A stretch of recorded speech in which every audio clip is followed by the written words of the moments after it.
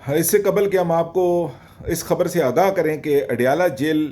توڑ کر عمران خان کو باہر نکالنے کی دھمکی کس نے دی،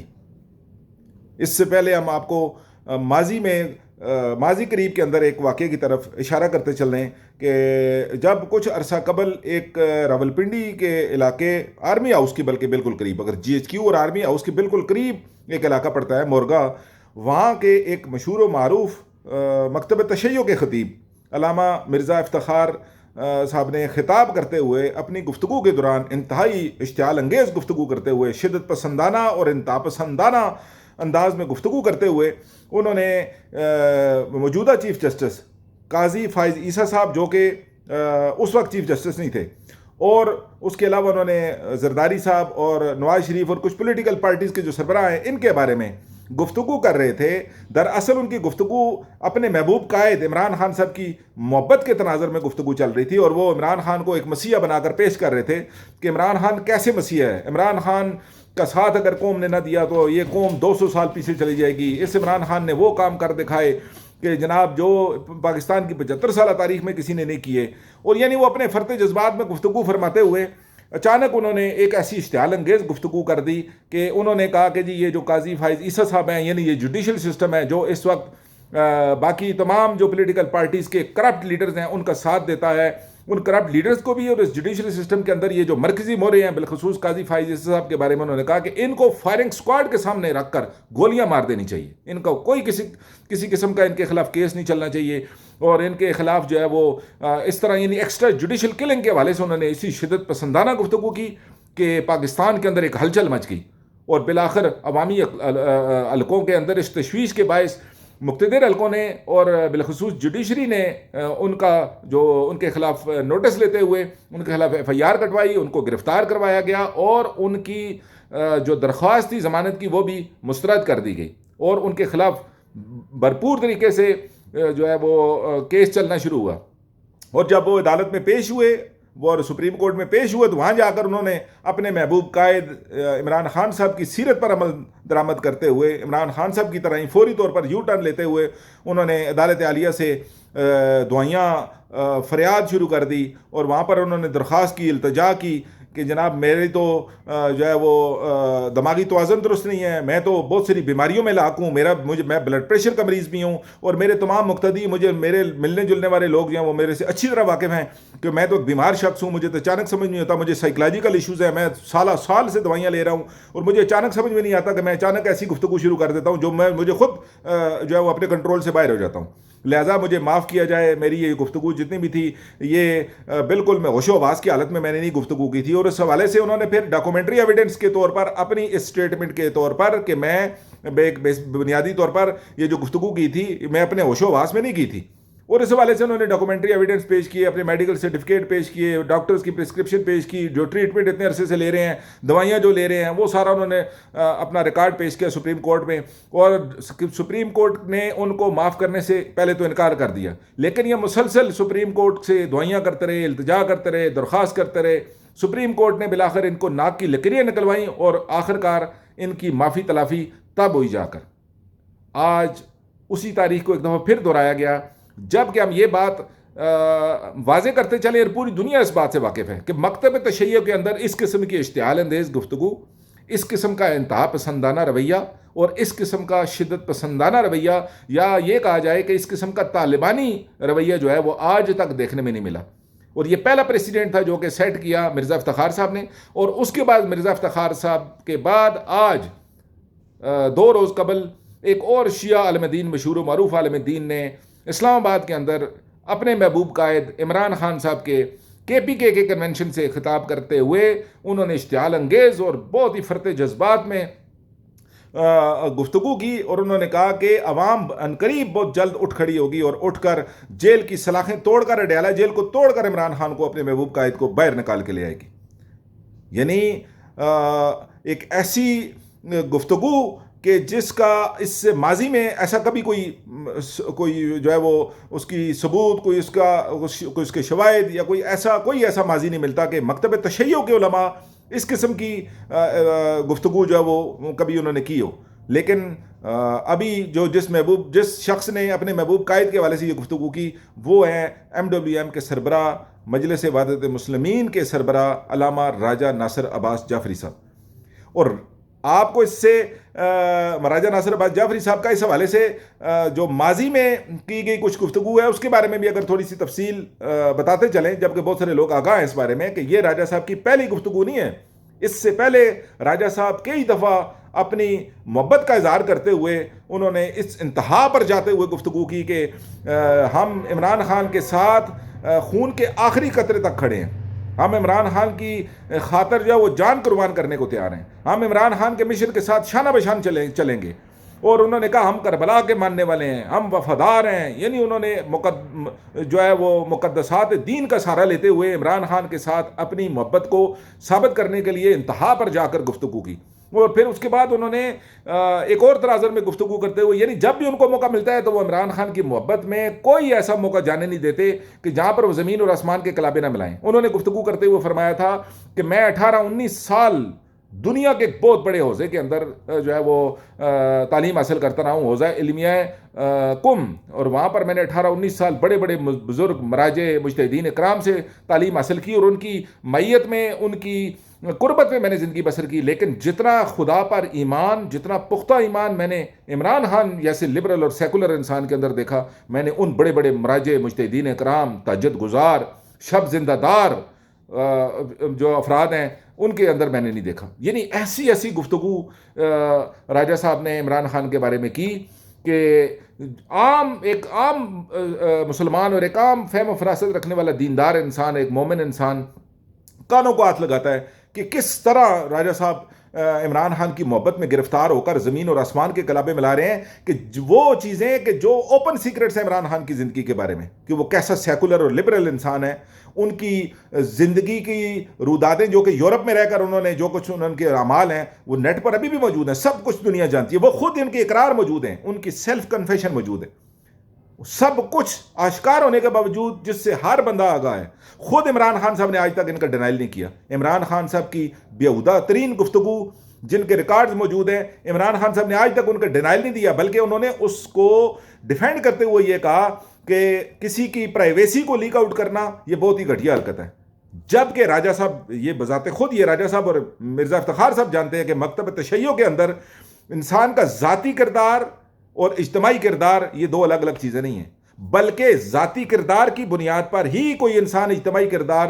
کو لیڈ کر سکتا ہے۔ یہ اسلام کی بنیادی جو قواعد و ضوابط میں سے ہے کہ ایک شخص اگر وہ بنیادی طور پر اس کے عقائد، اس کے اعمال، اس کا کردار اگر وہ فسق و فجور میں مبتلا ہو اور وہ گھٹیا ترین اس کا کردار ہو، اجتماعی امور کو ہاتھ میں لینے، لوگوں کی اصلاح کے حوالے سے اس کا کوئی کردار ادا کرنے سے اسلام اس کو منع کرتا ہے، 100% منع کرتا ہے۔ بلکہ روایت ہے، رسول خدا صلی اللہ علیہ وسلم کی روایت ہے، سرکار فرماتے ہیں، حدیث ہے، سرکار فرماتے ہیں، مستند حدیث ہے کہ اگر کوئی شخص معاشرے کی اصلاح کا بیڑا اٹھانا چاہتا ہے تو سب سے پہلے اس کو چاہیے کہ وہ اپنی ذات کی اصلاح کرے، یعنی ذات سے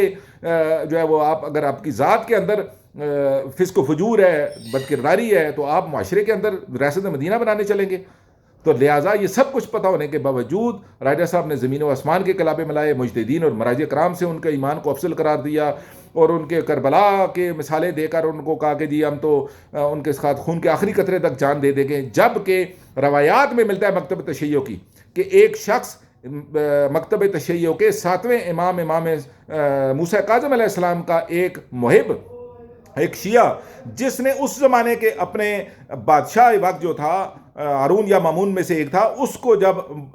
اپنے اونٹ کرائے پر دیے اور وہ شخص، وہ بادشاہ، وہ سیکولر اور لبرل حکمران جو تھا، وہ حج کے لیے جا رہا تھا، ایک نیک مقصد کے لیے جا رہا تھا۔ امام کو جب پتہ چلا کہ ان کے ایک پیروکار نے اس کو اونٹ کرائے پر دیے تو امام نے بلا کر اس کی سرزنش کی کہ تم نے آج اس شخص کو اونٹ کرائے پر دیے ہیں تو کیوں دیے ہیں؟ تو اس نے ایک لاجیکل جواب دیا، اس نے کہا مولا میرا تو ٹرانسپورٹ کا، اس زمانے کی یہ ٹرانسپورٹ کہلاتی تھی، انہوں نے کہا کہ میرا ٹرانسپورٹ کا بہت بڑا ٹرانسپورٹر ہوں، اس کو اونٹوں کی ضرورت تھی تو میں نے اس کو اونٹ کرائے پر دیے ہیں، میں اپنے اونٹ دیے ہیں اور اس کے بدلے میں اس سے معاوضہ لوں گا، میرا تو اس کے باعث سوائے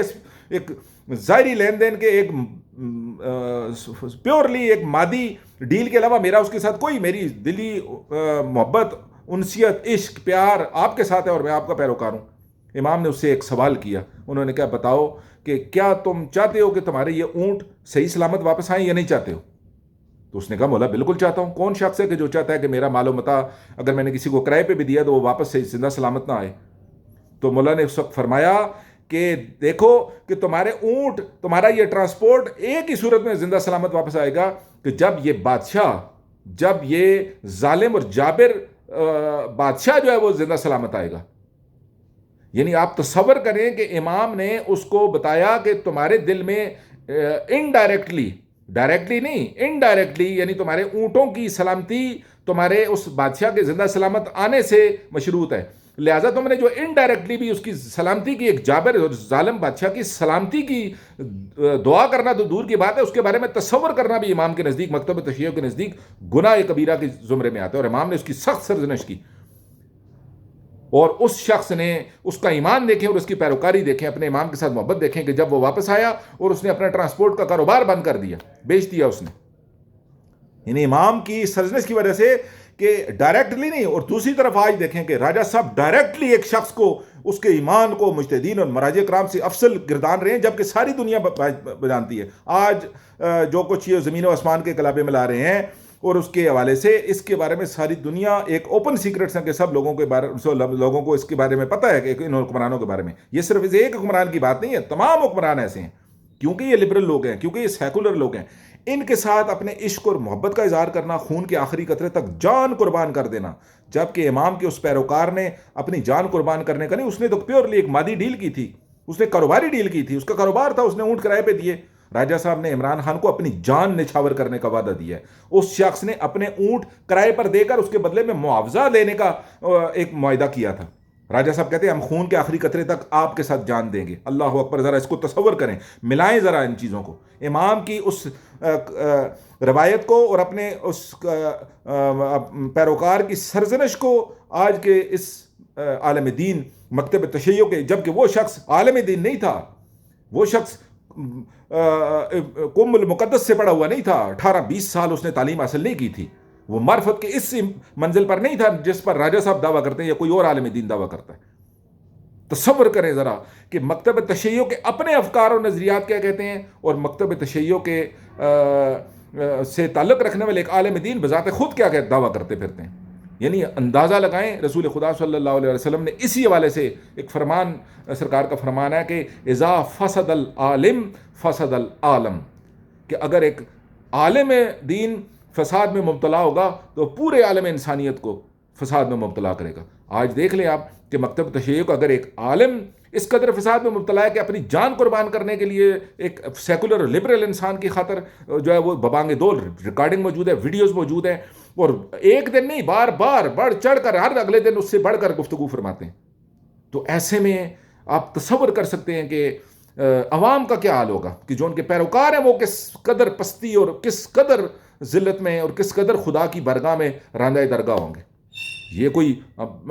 ایسا نہیں ہے کہ کوئی تعصب میں یا کوئی ہم کسی ایسے جو ہے وہ کسی کی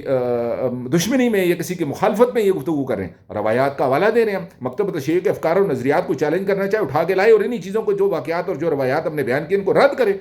کہ کیا کسی لبرل سیکولر فاسق اور فاجر کے بارے میں اپنی جان اور خون کے آخری قطرے تک اس پر قربان کرنا کیا مکتب تشیع کے افکار و نظریات اجازت دیتے؟ قطعاً نہیں دیتے،